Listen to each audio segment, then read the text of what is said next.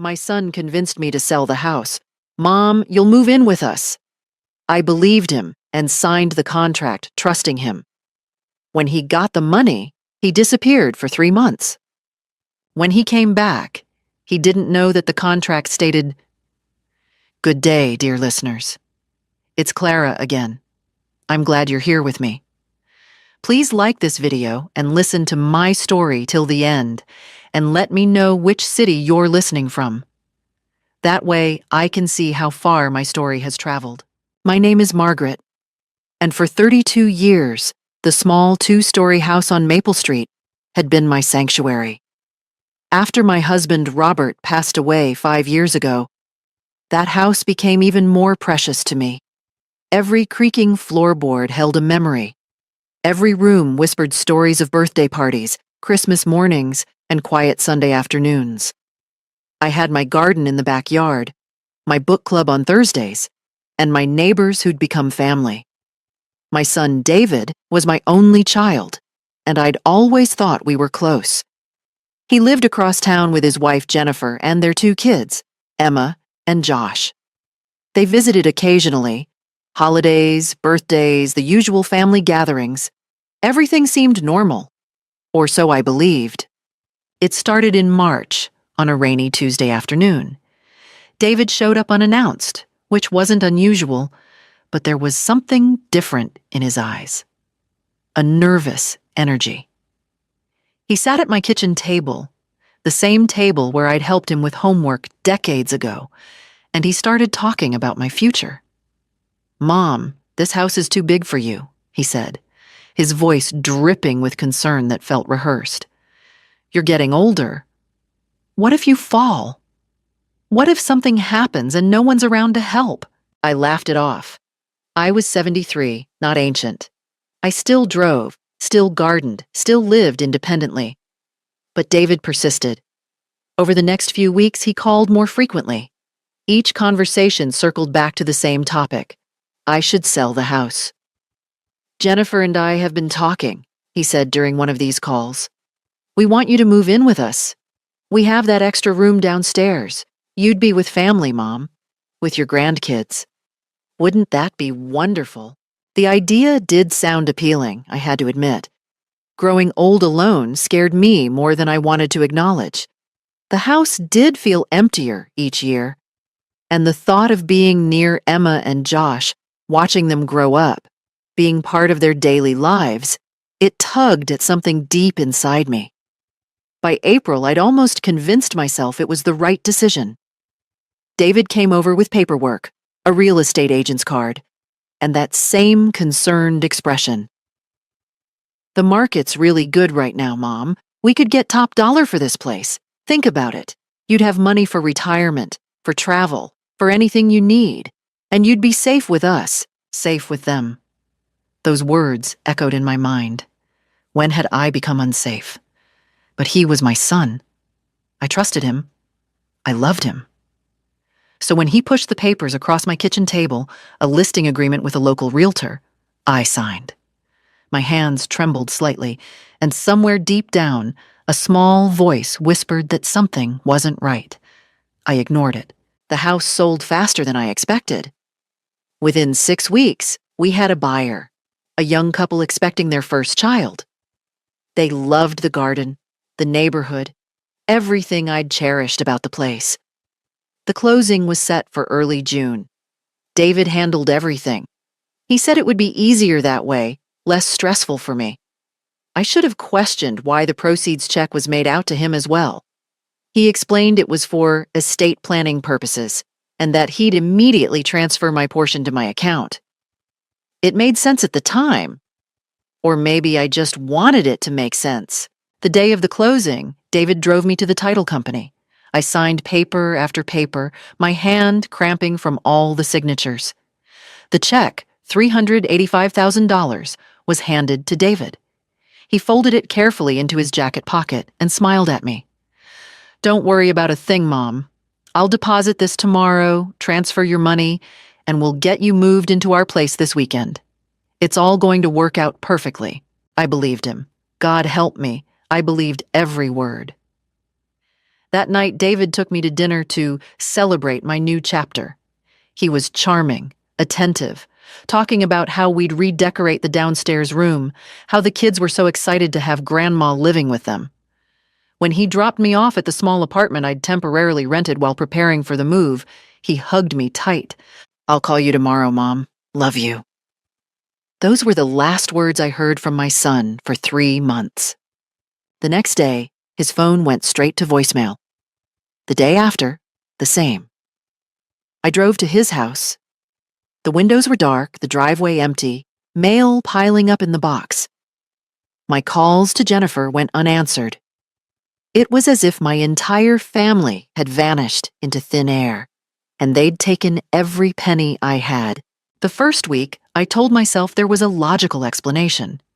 Maybe a family emergency. Maybe Jennifer's mother had fallen ill, and they'd rushed out of town. Maybe David's phone had broken. I created a dozen scenarios to explain the silence, each more desperate than the last. But when I went to the bank to check on the deposit David had promised, the terrible truth began to crystallize. There was no deposit, no transfer.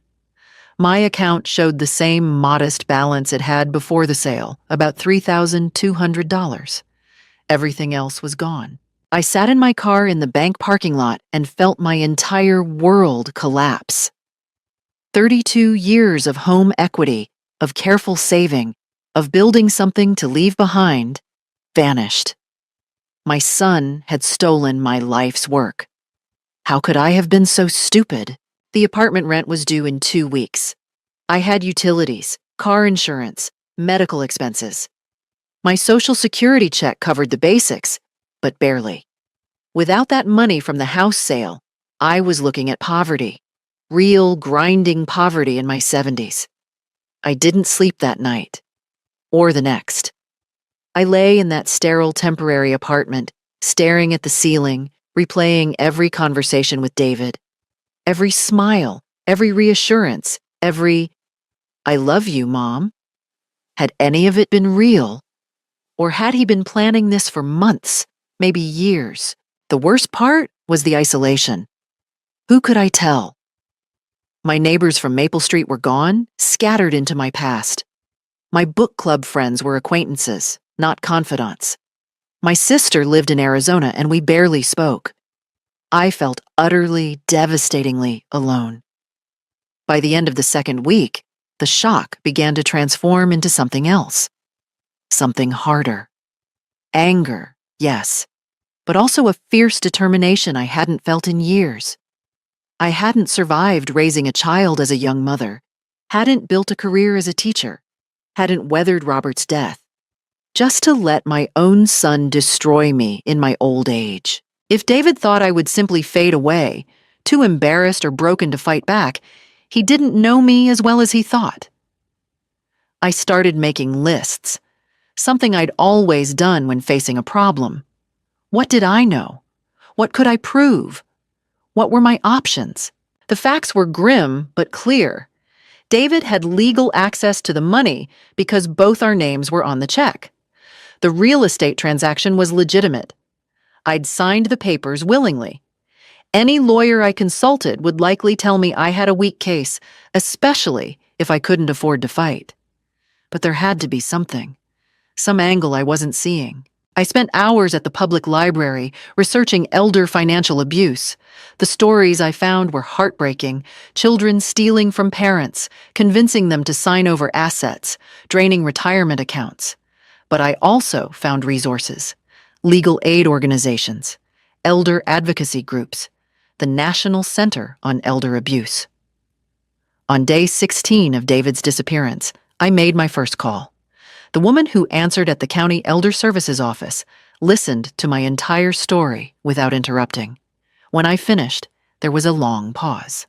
"Mrs. Mitchell," she said gently, "what you're describing is a clear case of financial exploitation. Even if the transaction appeared legal, if your son misrepresented his intentions and took control of your money under false pretenses, there may be grounds for legal action." My heart hammered in my chest. "Really? I'm going to connect you with our legal advocacy program. We have attorneys who handle these cases pro bono. But I need to warn you, this will be difficult. You're essentially going to have to prove your son defrauded you. I understand, I said, and I meant it. I'm ready. She scheduled an appointment for the following Tuesday with an attorney named Lisa Brennan. As I hung up, I felt something I hadn't felt since the day of the closing: hope. That night, I pulled out a notebook and began documenting everything. Every phone call with David, every conversation, every promise he'd made. I wrote down the timeline, the names of witnesses, the real estate agent, the title company officer, neighbors who'd seen him at my house. I noted that the buyer's check had both our names specifically at David's instruction. My plan was forming. I would need evidence. I would need documentation. I would need to be methodical, careful, and absolutely relentless. David had made a critical mistake. He'd underestimated his mother. He thought I was just a weak-old woman, easy to manipulate and discard. He was about to learn how wrong he was. Lisa Brennan's office was in a converted Victorian house downtown, the kind of place that felt both professional and approachable. She was younger than I expected, maybe 40, with sharp eyes that studied me carefully as I walked in. "Mrs. Mitchell, please sit down," she said, gesturing to a chair across from her desk. "Tell me everything, and don't leave out any details, no matter how small they seem." I spent the next hour recounting the entire story. Lisa took meticulous notes, occasionally stopping me to ask specific questions. When had David first suggested selling the house? Had he ever put anything in writing? Were there witnesses to his promises? When I finished, she leaned back in her chair and tapped her pen against her notepad. "Your son made several critical mistakes," she said. "First, he put his name on the proceeds check when he had no legal ownership of the property. That alone raises red flags. Second, he made specific promises to you, promises that induced you to sell, and then immediately broke those promises. Third, he's essentially disappeared with your money, which demonstrates intent. So I have a case?" My voice barely rose above a whisper. "You have the foundation of a case, but we need more. We need to establish a paper trail. Were there any emails, text messages, anything where he discussed the plan in writing?" I pulled out my phone, an old smartphone that Emma had helped me set up last Christmas. "I have some text messages. He mostly called, but there are a few texts here." Lisa's eyes lit up as she scrolled through them. "Don't worry, Mom. You'll be moved in with us by July." That's dated 2 days before closing. "This is good, Margaret. This is very good." Over the next hour, we built a strategy. Lisa would file a civil suit against David for fraud and financial elder abuse. Simultaneously, she'd report the case to Adult Protective Services and encourage them to open a criminal investigation. We'd also need to find David. Lisa hired a private investigator named Tom Russo, who specialized in tracking down people who'd absconded with assets. "I won't lie to you," Lisa said as our meeting ended. "This will take time, months, possibly longer, and it won't be easy. David will likely fight back when he realizes what's happening." "I don't care how long it takes," I said, standing straighter than I had in weeks. "He doesn't get to do this to me." The lawsuit was filed on July 15th. According to the law, David had to be served with papers, which meant Tom the investigator had to find him first. This turned out to be easier than expected. 3 days after the filing, Tom called me. "Found him.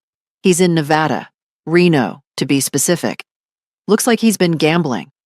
I've got photos of him at several casinos, including one where he's cashing chips worth at least $10,000. My stomach turned.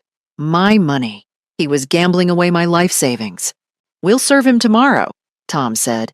"Be prepared. Once he gets those papers, he's going to know you're coming for him."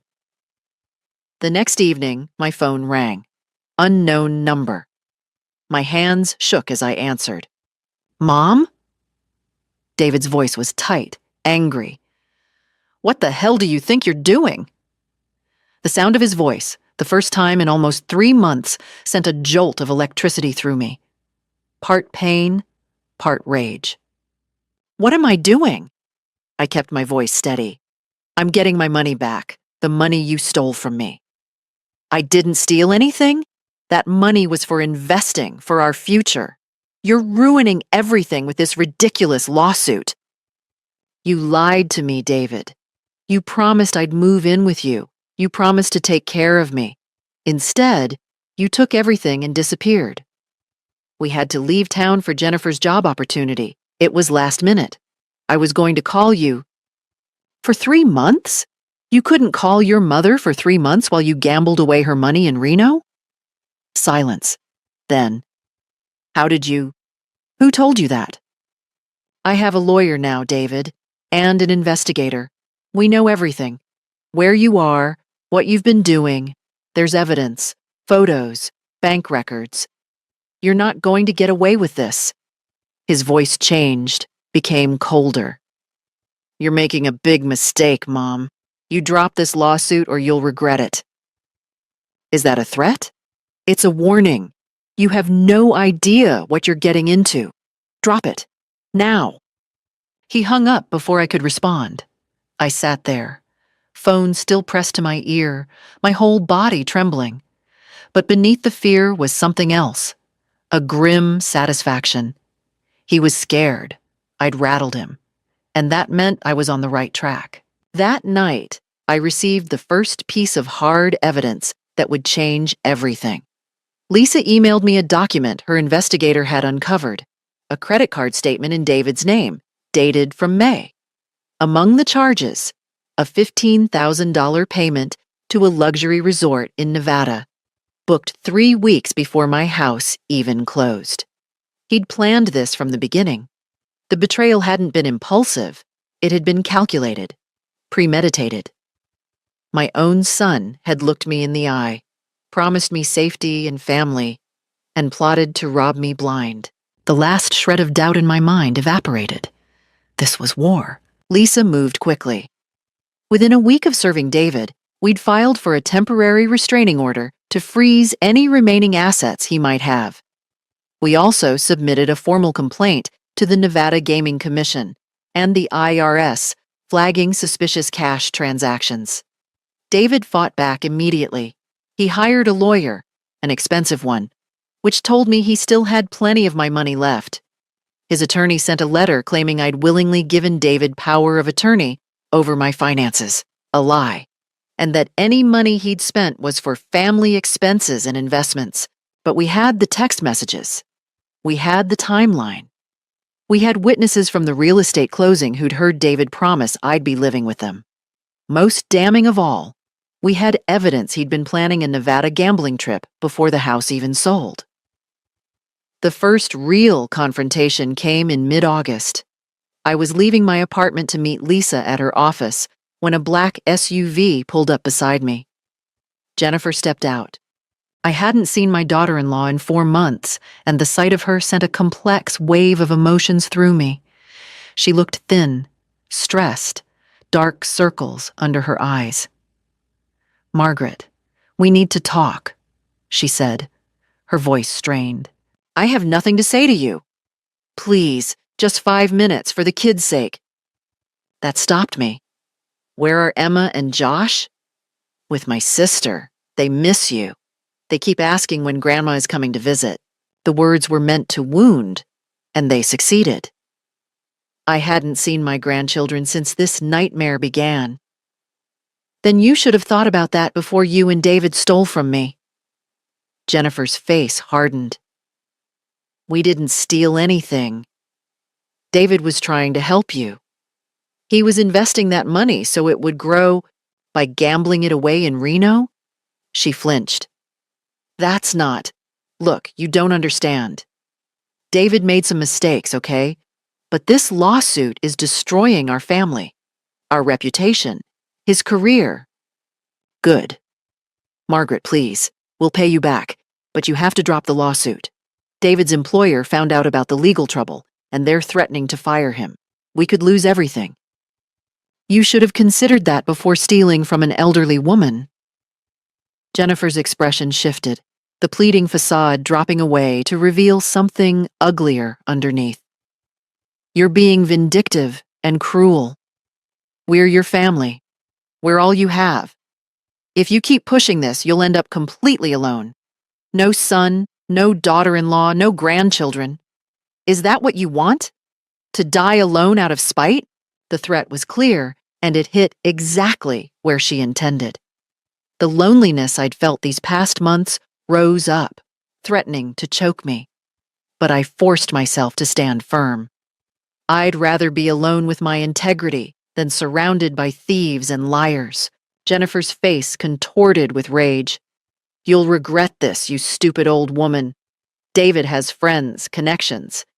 You think some cheap legal aid lawyer can beat us? We'll bury you in motions and delays until you run out of money and energy. We'll make you look like a senile old fool who can't manage her own finances. We'll get those grandkids on the stand to testify about how confused and forgetful Grandma has become. Get away from me, I said, my voice shaking. Drop the lawsuit, Margaret. Last chance. Never. She stared at me for a long moment, then got back in the SUV and drove away, tires squealing. I stood there, trembling, until I couldn't see the vehicle anymore. Then I walked to my car and sat inside, gripping the steering wheel, trying to calm my racing heart. They were threatening to paint me as mentally incompetent, to use my grandchildren against me, to drag this out until I collapsed under the weight of it all. Maybe they were right. Maybe I was just a foolish old woman tilting at windmills. But when I met with Lisa an hour later and told her about Jennifer's threats, my lawyer's response surprised me. They're scared, she said simply. People don't make threats like that unless they know they're losing. This is a good sign, Margaret. It doesn't feel good. I know, but think about it. If they really had a strong case, they wouldn't need to intimidate you. They'd just fight us in court. The fact that they're trying to scare you into dropping the suit means they know the evidence is against them. Over the next few days, the harassment continued. Anonymous calls to my apartment at all hours. A letter from David's lawyer threatening to sue me for defamation. Text messages from numbers I didn't recognize, calling me ungrateful, senile, vindictive. Lisa helped me document everything and filed for a formal restraining order against both David and Jennifer. The judge granted it, ordering them to cease all contact with me except through attorneys.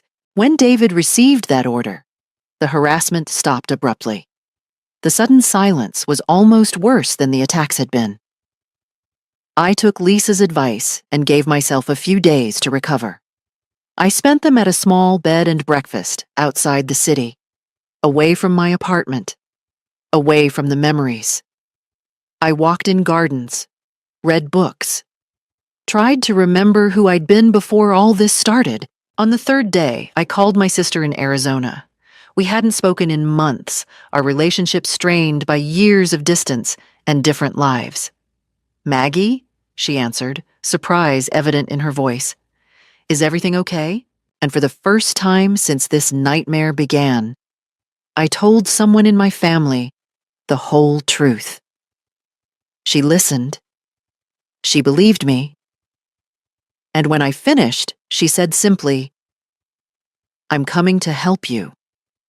You're not alone in this. My sister Caroline arrived 3 days later, driving her old Honda across 2 states to reach me. She'd aged since I last saw her, we both had. But when she wrapped me in a hug at the apartment door, I felt something inside me that had been locked tight finally begin to loosen. You should have called me sooner, she said, pulling back to look at me with wet eyes. You shouldn't have gone through this alone. Having Caroline there changed everything. She came to meetings with Lisa, helped me organize documents, and simply sat with me during the long evenings when the silence became oppressive. She also brought a practical perspective I'd been lacking. You need to think about your future beyond this lawsuit, she said one night over dinner. Where are you going to live? What's your plan? I don't know, I admitted. I've been so focused on getting my money back, I haven't thought beyond that.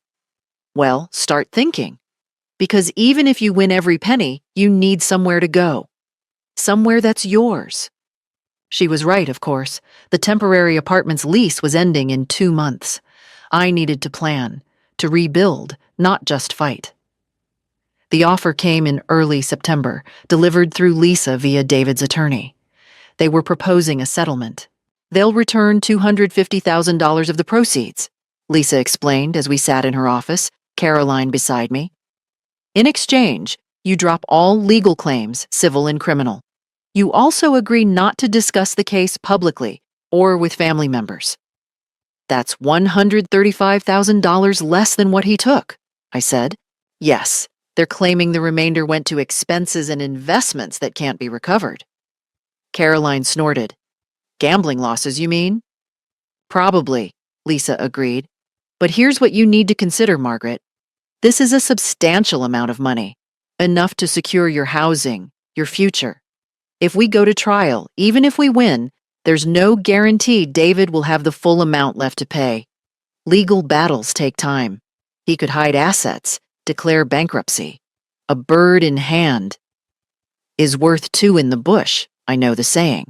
What do you want to do? Lisa asked gently. I looked at the settlement offer, the neat, legal language trying to dress up a bribe. They wanted me to take the money and disappear quietly, to let David get away with stealing from his own mother, to never tell Emma and Josh what their father had done. No, I said. Margaret, Carolyn started. No, he doesn't get to buy his way out of this. It's not about the money anymore. Then what is it about? Lisa asked. I thought about that question for a long moment. What was I really fighting for? Accountability, I finally said. David needs to face real consequences for what he did. If I settle, he learns that betrayal and theft just cost money, that he can do this to someone else, maybe to his own children someday, and just write a check to make it go away. I won't teach him that lesson. Caroline reached over and squeezed my hand. Then we fight. That night, Lisa sent our formal rejection of the settlement offer. The response came swiftly, a motion from David's attorney to have the case dismissed, claiming I had no standing to sue because I'd voluntarily given David control of the money. But we'd been preparing for this. Lisa had gathered statements from the real estate agent, the title company officer, and even the couple who'd bought my house. All of them testified that David had explicitly represented himself as arranging my move to his home. One email from David to the real estate agent specifically mentioned getting Mom's room ready. The judge denied the motion to dismiss. The case would proceed to trial. Around this time, I found another source of unexpected support. At Caroline's suggestion, I'd started attending a support group for elder financial abuse victims. The first meeting was painful, listening to stories of children, caregivers, and con artists who'd stolen from vulnerable seniors. But it was also validating. I wasn't alone. I wasn't uniquely foolish or weak. This happened to thousands of people every year, and many of them never fought back. You're brave, one woman told me after I shared my story. She was in her 80s, her son having drained her retirement account. Most of us just try to forget and move on. Aren't you fighting back? I asked. She shook her head sadly. I can't afford to. My son spent everything. I don't have money for a lawyer. It crystallized something for me. I was lucky. Lucky that Lisa had taken my case pro bono. Lucky that Caroline had come to help. Lucky that I'd found the strength to fight before it was too late. I owed it to others in my situation to see this through. The group became my anchor. Every Tuesday evening, I sat in that church basement with other survivors, and we held each other up. They celebrated my small victories and commiserated with my setbacks. They reminded me why this mattered. My resolve, which had wavered in those dark weeks alone, became unshakable. David had miscalculated badly. He'd thought isolation would break me. Instead, I'd found a community. They came on a Sunday morning in late September. I was having coffee with Caroline when the doorbell rang. Through the peephole, I saw them: David, Jennifer, and behind them, Emma and Josh. My heart stopped. They'd brought the children. "Don't open it," Caroline said immediately. "They're violating the restraining order." "The kids are there." My hand was already on the doorknob. "Margaret, don't—" But I'd already opened the door. Emma, now 10, looked up at me with Robert's blue eyes. Josh, 8, clutched a drawing in his small hands. "Grandma!" Emma pushed past her parents and threw her arms around my waist. The feel of her, the familiar scent of her strawberry shampoo, nearly broke me. "We miss you so much," she said into my shirt. Josh handed me his drawing, a crayon picture of our family, stick figures holding hands. "I made this for you. We just want to talk," David said from the doorway. His voice was careful, measured. "Please, Mom, 5 minutes, for the kids." Caroline appeared behind me. "You're violating a court order." "We're family," Jennifer said, but her smile was strained, performative. "Surely we can have a conversation." Against my better judgment, against Caroline's whispered warnings, I let them in. The children sat on the couch, and I brought them cookies, falling into grandmother mode automatically. David and Jennifer stood awkwardly in my small living room, and Caroline positioned herself near the door like a sentinel. "The kids wanted to see you," David began. "They don't understand why Grandma doesn't visit anymore." "Maybe you should explain to them why," I said quietly. "We told them you were sick," Jennifer interjected, "that you needed time to recover." "You lied to them, again." David's jaw tightened, but he maintained his composure. "Mom, this has gone far enough. We came here today to make peace, to be a family again. By bringing my grandchildren to manipulate me? By showing you what you're destroying." His mask was slipping. "These kids need their grandmother, but you're so focused on this vendetta that you can't see what you're doing to them." Emma looked up, confused. "What's a vendetta?" "Nothing, sweetie," I said, my voice gentle despite the rage building inside me. "Why don't you and Josh go look at the books on that shelf?" Once the children were occupied, I turned back to David and Jennifer. "Say what you came to say." David exchanged a glance with Jennifer, and then he sat down, arranging his features into an expression of concern. "Mom, we're worried about you. This obsession with the lawsuit, the anger, the isolation, it's not healthy. Caroline's been encouraging this negativity, hasn't she?" Caroline stiffened. "Excuse me? You've never liked us," Jennifer said to Caroline. "You've been poisoning Margaret against her own son." "I've been supporting my sister after your husband robbed her," Caroline shot back. "We didn't rob anyone." David's voice rose. Then he caught himself, glancing at the kids. Lowering his voice, he continued, "Mom, the money was always meant for the family, for investments, for the kids' college funds. You were supposed to live with us, yes, but things changed. Jennifer got a job offer. In Nevada, where you gambled away my life savings? I went to a few casinos. I didn't gamble away." He stopped, recalibrating. "Look, I made mistakes. I admit that. But I'm your son. Doesn't that count for something? Can't you forgive me?" The plea was delivered with practiced sincerity. This, I realized, was why they'd come. Not to threaten this time, but to appeal to my emotions. To use love as leverage. "Drop the lawsuit," Jennifer added softly. "We'll work out a payment plan, monthly installments, whatever you need. But end this. Come back to the family." "Let the kids have their grandmother back," David said. I looked at Emma and Josh, absorbed in their books, innocent and beautiful. I thought about holidays, birthdays, all the moments I'd miss if I cut them out of my life. Then I thought about the text messages promising I'd live with them by July. The credit card statement showing David had booked his Nevada trip before my house closed. The 3 months of silence. The harassment. The threats. "No," I said. David's expression froze. What? I said no. You don't get to steal from me, disappear, threaten me, and then waltz back in with my grandchildren and expect forgiveness without consequences. We're offering you a solution. You're offering me scraps and manipulation. Get out of my apartment. Jennifer's composure cracked. You selfish, bitter old woman. We're trying to give you your family back, and you're too proud to take it. You took my family when you stole from me. You don't get to ransom them back.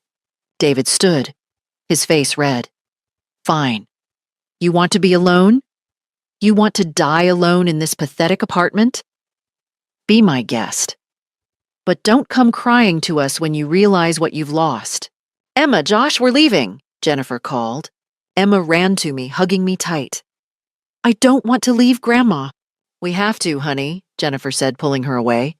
Josh handed me his drawing. Keep this, Grandma, so you remember us. I could never forget you, I whispered, tears streaming down my face. And then they were gone. I collapsed onto the couch, shaking. Caroline sat beside me, pulling me close. You did the right thing, she said. Then why does it hurt so much? Because you love them.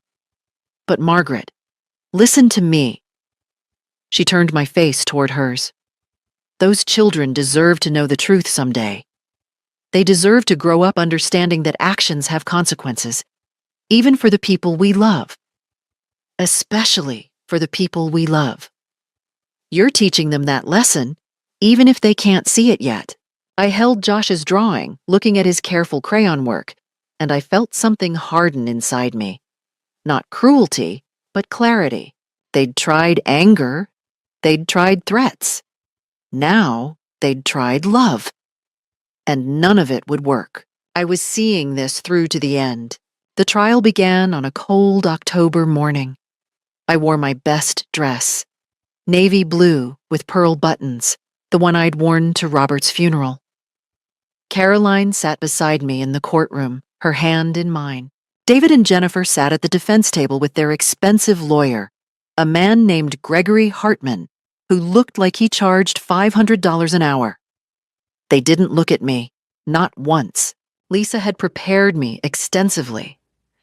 The key, she'd explained, is establishing the pattern of deception. We're going to show that David planned this from the beginning, that every promise was a calculated lie designed to take your money. The first day was mostly procedural, jury selection, opening statements. Hartman painted me as a confused elderly woman who'd misunderstood a complex family financial arrangement. Lisa countered with a simple narrative. A son who'd systematically defrauded his trusting mother. The real battle began on day 2. Lisa called the real estate agent first. Mrs. Patricia Hernandez, a professional woman in her 50s, took the stand and confirmed that David had repeatedly stated I'd be living with him. He specifically asked me to recommend moving companies, she testified. He said his mother would need help transporting her belongings to his house. He even asked about the timing, wanted to make sure the closing happened before July so she could be settled before summer ended. Under cross-examination, Hartman tried to suggest these were just casual conversations, misunderstood. But Patricia held firm. It wasn't casual. He was very specific, very detailed. Next came the title company officer, who testified that the check was made out to both David and me at Mr. Mitchell's specific request. That had been unusual, she noted. Typically, the seller alone would receive the proceeds. Did Mrs. Mitchell seem competent and aware during the closing? Lisa asked. Completely. She asked questions, read the documents, understood what she was signing. Then came the text messages, projected on a screen for the jury. David's promises in writing. Don't worry, Mom. You'll be moved in with us by July. We're so excited to have you here. The kids can't wait for Grandma to live with us. Lisa introduced the credit card statement, the Nevada resort booking made before my house even closed. The timing was devastating. While David had been promising me a home with my family, he'd already been planning a gambling vacation. But the moment that changed everything came when Lisa called David to the stand. He'd been coached, that much was obvious. He sat straight, spoke clearly, maintained eye contact with the jury. Hartman had prepared him well. "Mr. Mitchell," Lisa began, her voice neutral, "you told your mother she would live with you after selling her house, correct?" "That was the plan, yes." "And when did that plan change?" "In early June, my wife received an unexpected job offer. It required us to relocate temporarily." "To Nevada?" "Yes." "For Jennifer's job?" "That's correct." Lisa pulled out a document. "This is Jennifer's employment record subpoenaed from her employer. She didn't take a job in Nevada. She didn't work at all during June, July, or August.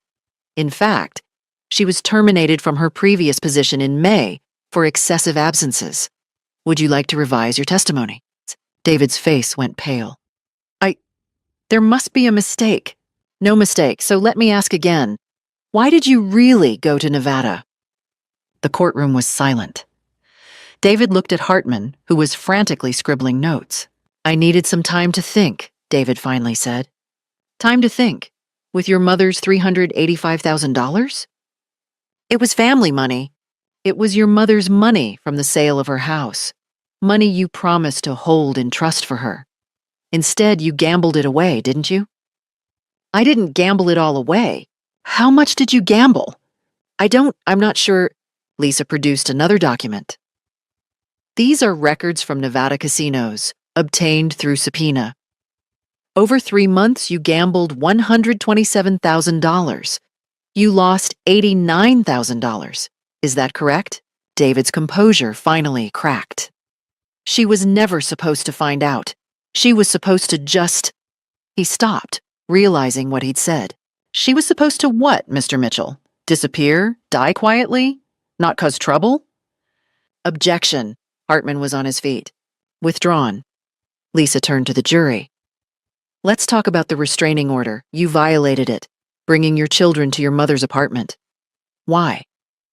"I wanted to see her." "You wanted to manipulate her into dropping the lawsuit.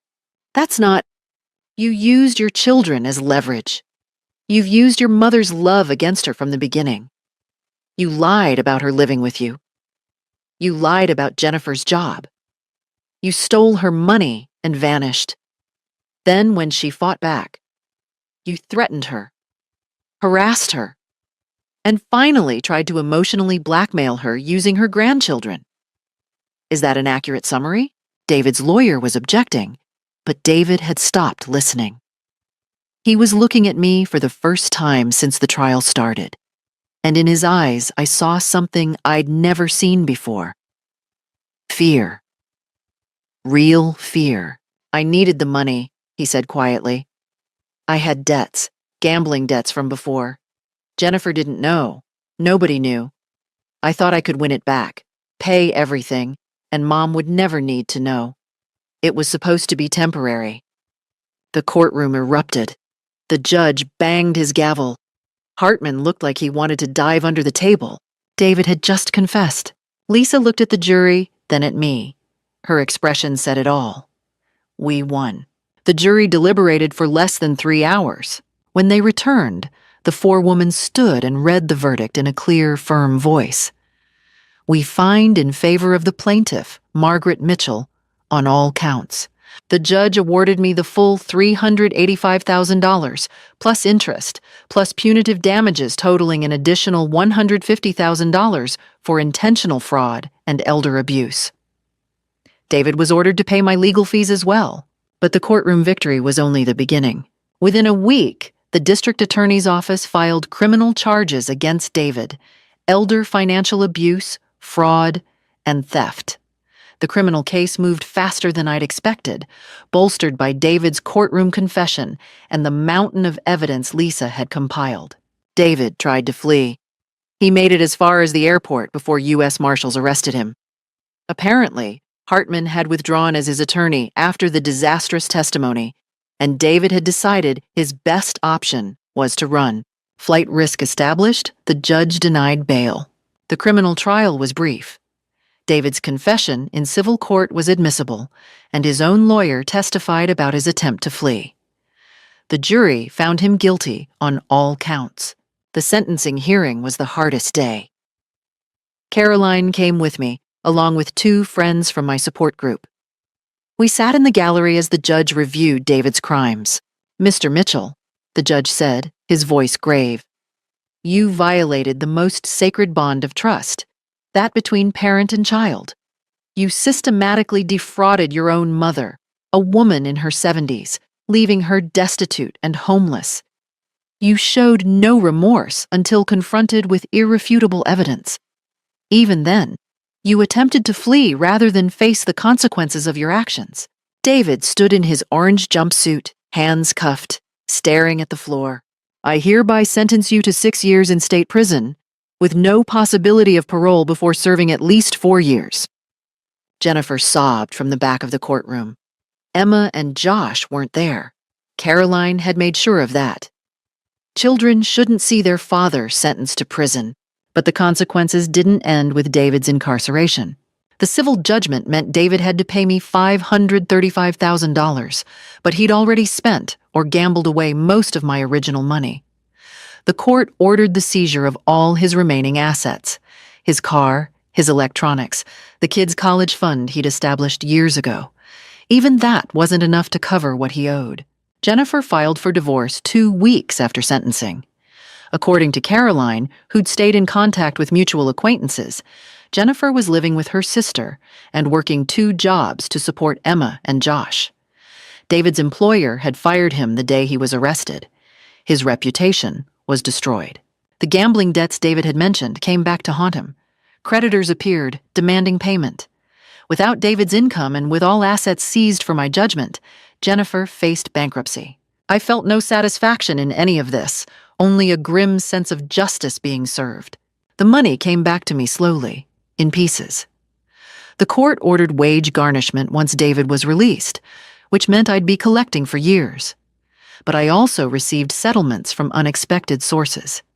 David's bank paid me $50,000 to avoid a lawsuit for allowing such obvious elder financial abuse without flagging the transactions.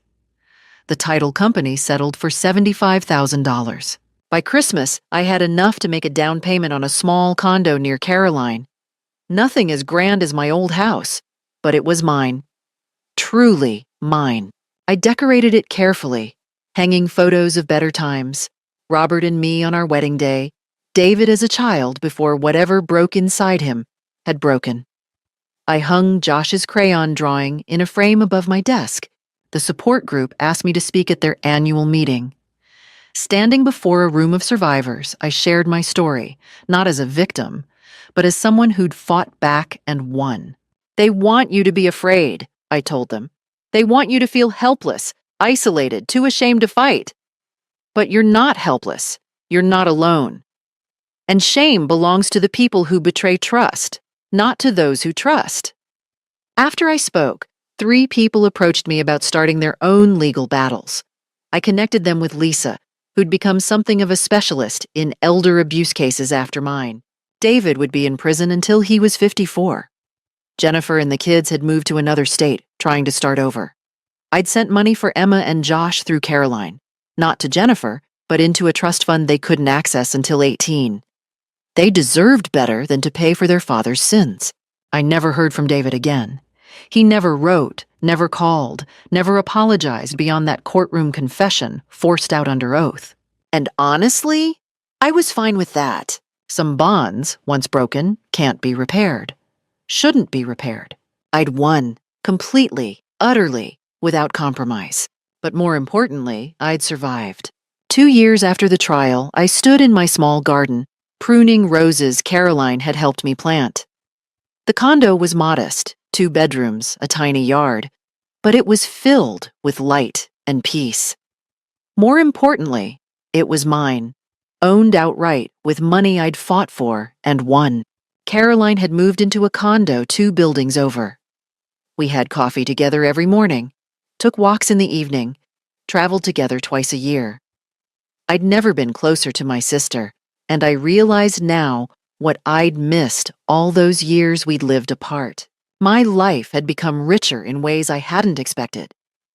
The support group had grown into genuine friendships. Betty, the woman whose son had drained her retirement, became my closest friend after Caroline. We volunteered together at a legal aid clinic, helping other seniors navigate the system I'd learned to master. I'd also started teaching again, not in a classroom, but giving workshops on financial literacy for seniors. Know Your Rights, I called them. Packed rooms of elderly people learning to spot the warning signs of financial abuse, understanding how to protect themselves, knowing they had options if someone betrayed their trust. Last month, I'd helped a woman named Dorothy file a lawsuit against her nephew, who'd forged her signature on a reverse mortgage. We won. She was $65,000 richer, and her nephew was facing fraud charges. I'd even started dating, if you could call it that, at 75. Harold was a widower I'd met at the legal aid clinic, a retired accountant whose daughter had tried to have him declared incompetent to access his money. He'd fought back and won, and we bonded over our mutual refusal to be victims. We went to movies, shared dinners, talked for hours. Nothing serious, just companionship. It was nice. Emma reached out to me on her 13th birthday. She'd gotten my number from Caroline. "Grandma," she said when I answered, her voice cracking with emotion. "I know what Dad did. I'm so sorry." We met at a coffee shop, Caroline chaperoning in the background. Emma had grown tall, with Robert's eyes and a seriousness that broke my heart. "Mom told us the truth last year," she explained. "About the money, about the lies. I've wanted to call you for months, but I didn't know if you'd want to hear from me." "I always want to hear from you," I said, reaching across the table to hold her hand. "What your father did, that's not your fault. It was never your fault. Josh wants to see you, too. He's been saving his allowance to buy you a birthday present." We arranged visits, careful, supervised by Caroline, but regular. The children deserved to know their grandmother, and I deserved to know them. Jennifer stayed away, which was fine by both of us. Meanwhile, I'd heard through the grapevine that David and Jennifer's lives had fallen apart spectacularly. Jennifer had indeed declared bankruptcy, losing the house, both cars, everything. She'd moved 3 times in 2 years, each apartment smaller and cheaper than the last. The stress had taken its toll. Caroline's sources said she looked a decade older, worn down by poverty and single parenting while working retail jobs. David's time in prison had been hard. He'd been beaten twice by other inmates and spent most of his sentence in protective custody.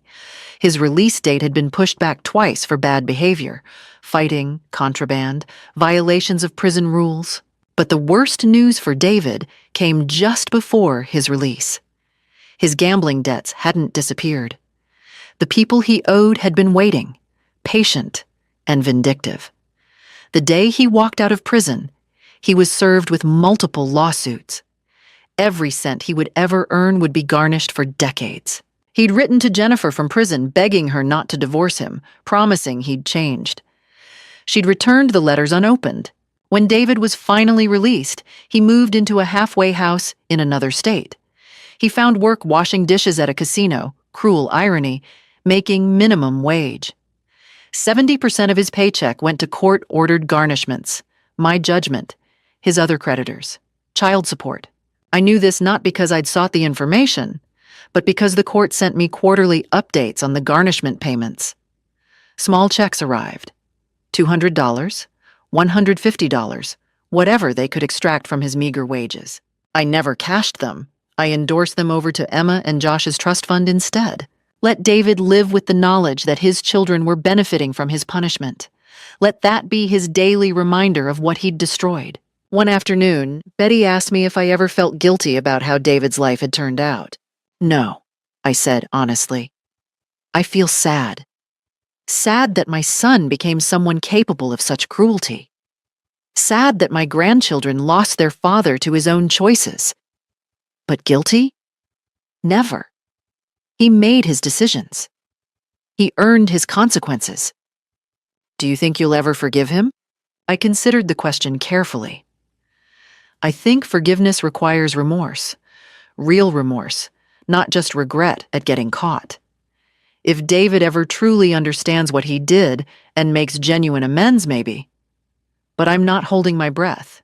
What if he never does? Then I'll have still won. I have my dignity, my independence, my peace. I have Caroline, friends, my grandchildren back in my life. I have purpose helping others avoid what happened to me. That's victory enough. So that's my story. My son betrayed me, and I fought back. Here's what I learned. Trust is precious, but it shouldn't make you blind. Family doesn't give anyone the right to abuse you, and you're never too old to stand up for yourself. If someone steals from you, even someone you love, fight back.